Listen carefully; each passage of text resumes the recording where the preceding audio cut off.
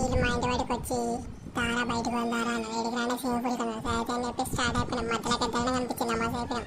ఏ swimming pool పోదామంటే బిడ్డ కూడా స్విమ్మింగ్ పూల్ పోదామన్నారు. స్విమ్మింగ్ పూల్ బయట ఆగి మా స్టాండ్ టికెట్గా కొడుతుంది బెండ్ అయింది. అది లోపలికైతే పోయినాం. స్విమ్మింగ్ పూల్ లోపలికి ఏదో డిస్కషన్ చేస్తారు బట్టలు చెప్పేసి నీళ్ళు చల్లవనా వేడి ఉన్నాయా డిస్కషన్ చేస్తారు. ఆ తీటబాయ్ ఏదో పెద్ద పెద్ద ప్లానింగ్ చేస్తున్నట్టున్నాడు. చూసా ఈషా నాన్నపైన దుబ్బేసింది ఈటబాయ్.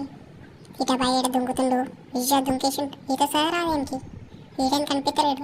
ఈడు సైడ్కి ఈత కొడుతుండు. పరపరపరప ఈత కొడుతుండు.